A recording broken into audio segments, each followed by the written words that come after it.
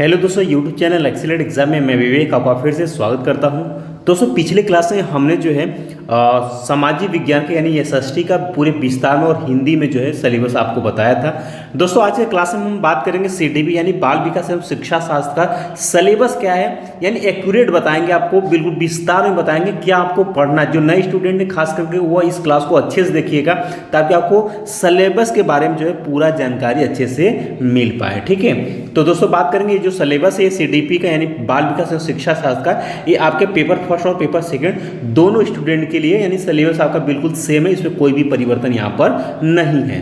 तो क्लास में आगे बढ़ने से पहले एक बार आप सभी इस क्लास को लाइक कर दीजिएगा रोजाना की तरह, और अपने फ्रेंड में ज़रूर शेयर कर दीजिएगा ताकि जिन जिन स्टूडेंट को अगर सीडीपी में आपके सिलेबस में कोई प्रॉब्लम है आप बिल्कुल आसानी से समझ सकते हैं।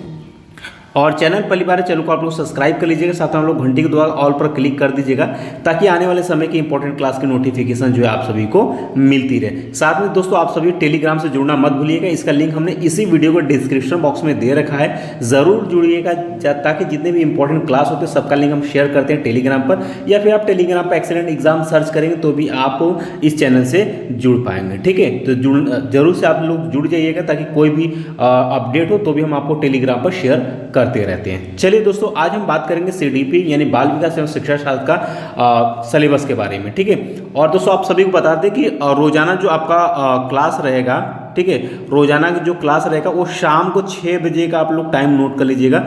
शाम को 6 बजे आपको एक क्लास आपको इंपॉर्टेंट मिल जाएगा जो आपको सीटेट में मदद करेगा। ठीक है, तो शाम को 6 बजे आप लोग तैयार रहिएगा।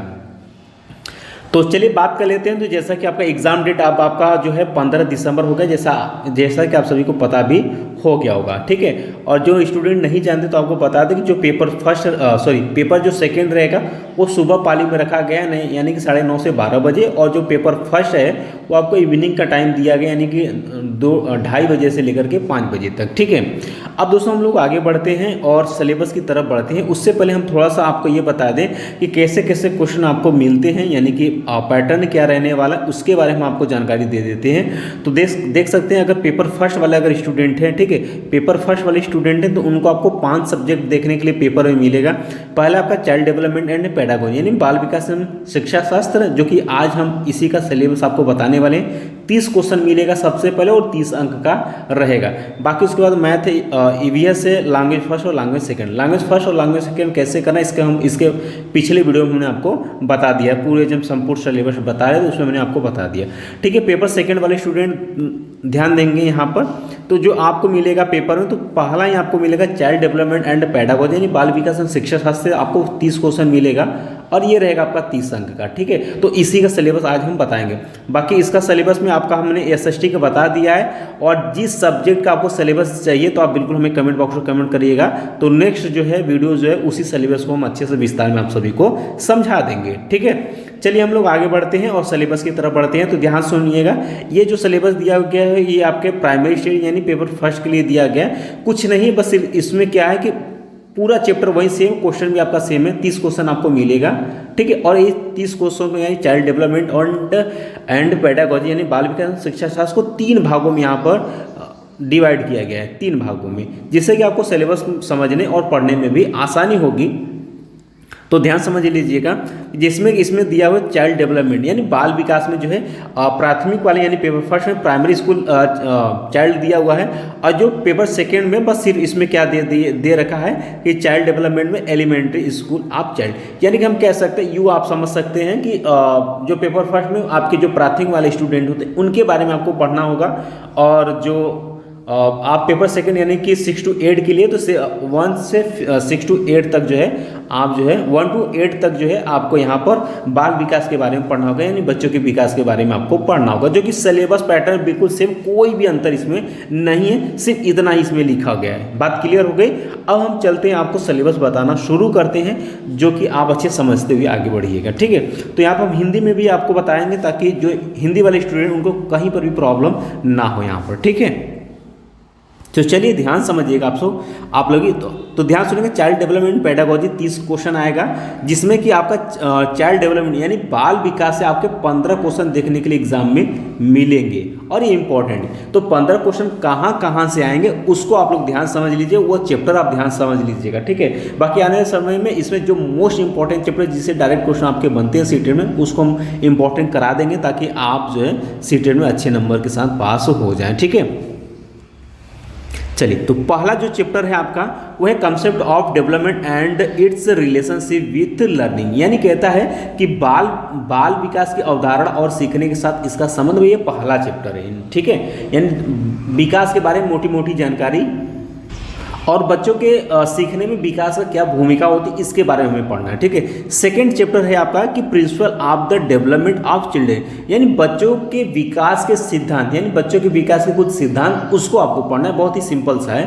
तीसरा जो चैप्टर है आपका, ठीक है, influence of heredity and environment, यानी आनुवंशिकता और पर्यावरण का प्रभाव, ये पढ़ना, ये वेरी इंपॉर्टेंट टॉपिक है। इससे क्वेश्चन आसानी से आता है और आसानी से कर पाएंगे, बहुत कुछ आपको याद करने की इसमें ज़रूरत नहीं है। अगला आपका सोशलाइजेशन प्रोसेस, ठीक है, जिसमें कि आपका सोशल वर्ल्ड है, चिल्ड्रन है, जिसमें टीचर पेरेंट्स सब इसमें हैं, ठीक है, फ्रेंड इसमें भी आए, यानी कि दोस्तों कहता है कि सोशलाइजेशन प्रोसेस यानी कि दोस्तों सामाजिकरण प्रक्रियाएं, ठीक है, सामाजिकरण प्रक्रिया, सामाजिक दुनिया, जिसमें कि आपके सामाजिक दुनिया में आपके शिक्षक आ जाते हैं, माता पिता आ जाते हैं और दोस्त आ जाते हैं, ठीक है, यानी कि पूरी समाज आ जाती है। अब इस तरीके समझ सकते हैं कि एक बच्चे के विकास के लिए सामाजिकरण प्रक्रियाएं क्या होती हैं, उसमें उनकी क्या भूमिका होती है, इससे बच्चा कैसे सीखता है, इसके बारे में आपको यहाँ पर पढ़ना है, ठीक है। चलिए आगे बढ़ते हैं। अगला जो मोस्ट इंपॉर्टेंट जिससे क्वेश्चन आपके भर भर के एग्जाम में मिलते हैं वो है दोस्तों ये वाला टॉपिक, ठीक है, यानी दोस्तों पियाजे, कोलबर और वाइगोत्स्की का सिद्धांत आपको पढ़ना है। ये 3 साइंटिस्ट ऐसे जिससे कि एग्जाम में भर भर के क्वेश्चन मिलते हैं, तो इसको आने वाले समय में हम बहुत ही आपको हैंड नोट्स के माध्यम से पढ़ाएंगे ताकि चीज़ें आपको आसानी से समझ में आ जाए, और आपको पीडीएफ भी देंगे। तो चैनल को आप लोग सब्सक्राइब करके रखिएगा ताकि हम जब इसका नोट्स बनाएं अच्छे से आसानी, जिससे क्वेश्चन आपको डायरेक्ट मिले और बिल्कुल आसान भाषा हो, तो इसके लिए आप लोग तैयार रहिएगा, ठीक है। आगे बढ़ते हैं दोस्तों। अगला है आपका concept of child centred and progressive education.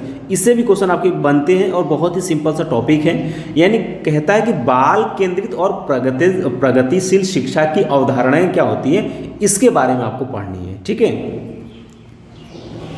अगला है दोस्तों क्रिटिकल, यानी दोस्तों कहता है क्रिटिकल संरचना का आलोचनात्मक परिप्रेक्ष्य क्या है, इसके बारे में आपको पढ़नी है। अगला है दोस्तों मल्टी डायमेंशनल इंटेलिजेंस, यानी बहुआयामी बुद्धि क्या होती है, इसको आपको पढ़ना, ये इंपॉर्टेंट है। 8 प्रकार की बुद्धि है, ठीक है, गार्डनर ने जो दिया हुआ बस वही आपको पढ़ लेना, उसी से क्वेश्चन ज़्यादातर सीटें में बनता है। अगला है दोस्तों आपके लैंग्वेज एंड थॉट, यानी भाषा और विचार के, एक बच्चे की भाषा और विचार क्या होते हैं उसके बारे में आपको यहाँ पर पढ़नी है।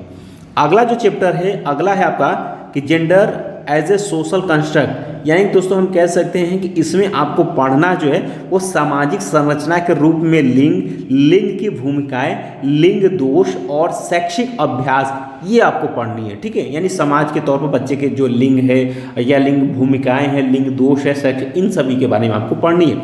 अगला जो है चैप्टर वो है आपका, ठीक है, इंडिविजुअल डिफरेंसेस, ठीक है, एमॉन्ग लर्नर्स, यानी दोस्तों इसमें आपको पढ़ना है कि शिक्षार्थियों के बीच जो है जो व्यक्तिगत अंतर होता है वह अंतर आपका भाषा का हो सकता है, जाति का, लिंग का, समुदाय का या फिर धर्म आदि की जो ये विविधता के आधार पर उनके अंतर को हमें समझना कि कैसे अंतर होता है और कैसे हमें बच्चों को पढ़ाना चाहिए, ठीक है, इसके बारे में आपको पढ़ना पड़ेगा, ठीक है।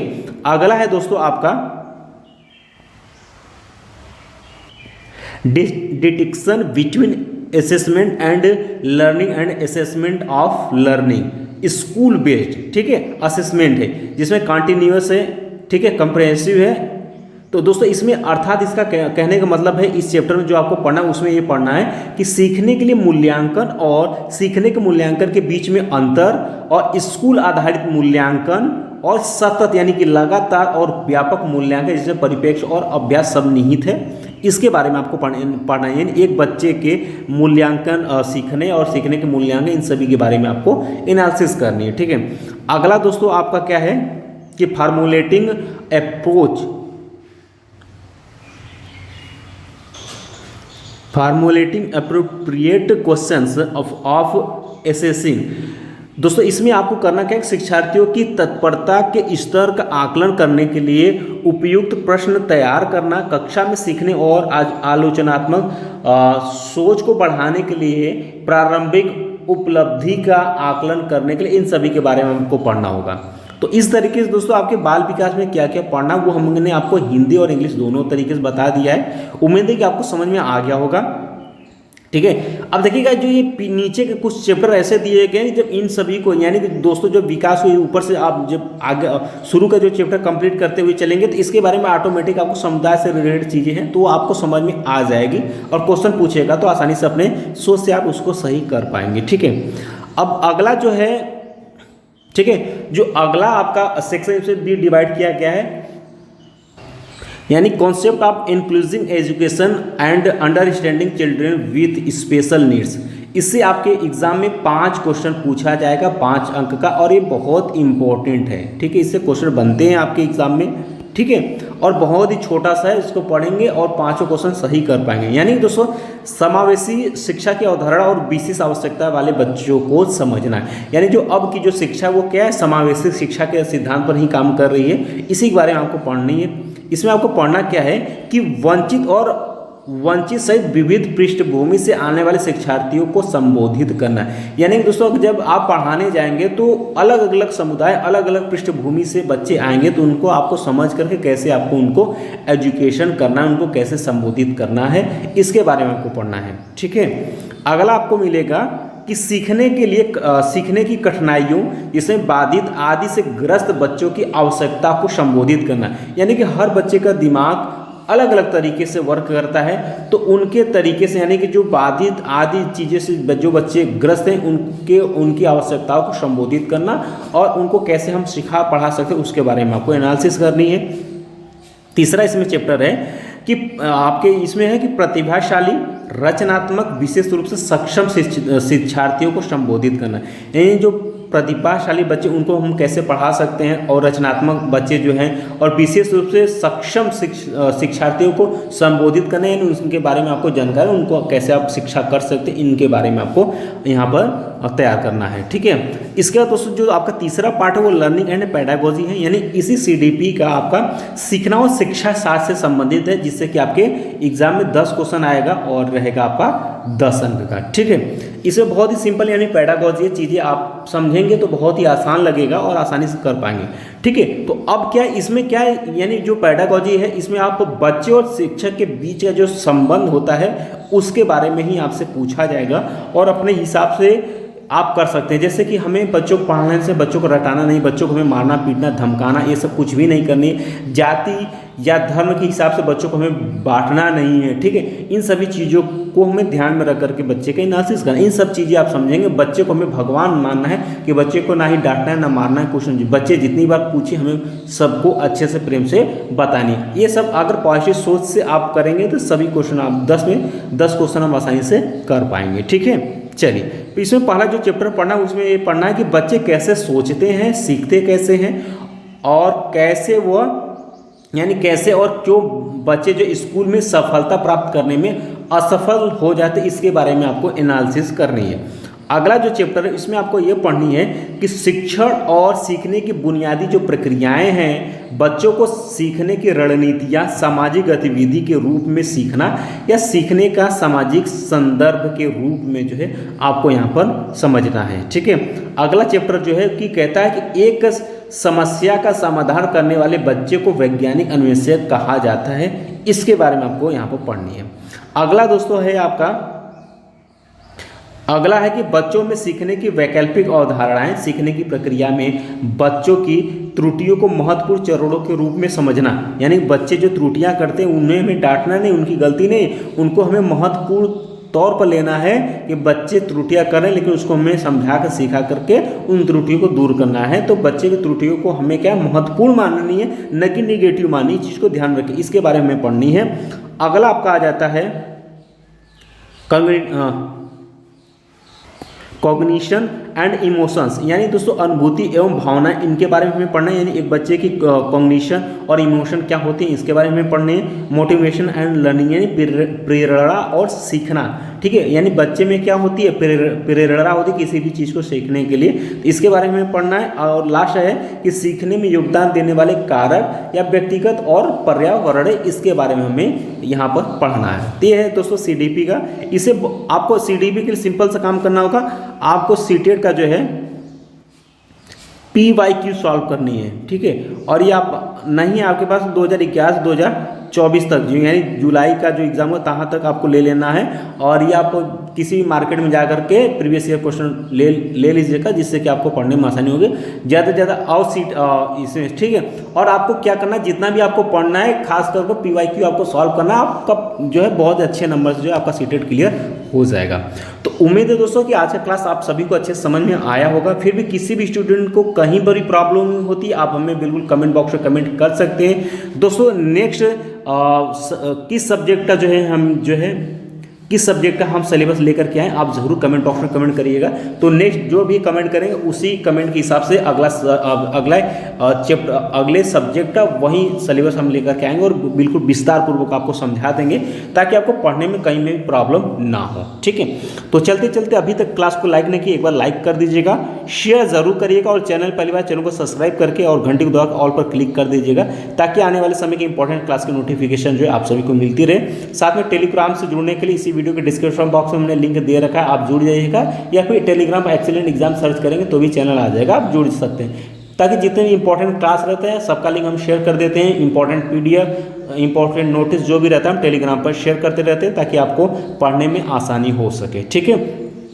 और क्लास का टाइम आप सभी नोट कर लीजिएगा, शाम को रोजाना जो क्लास मिलेगा वो शाम को 6 बजे मिलेगा, तो शाम को 6 बजे आप सभी तैयार रहिएगा। मिलते हैं नेक्स्ट क्लास में इंपॉर्टेंट क्वेश्चन के साथ, तब तक के लिए जय हिंद, जय भारत।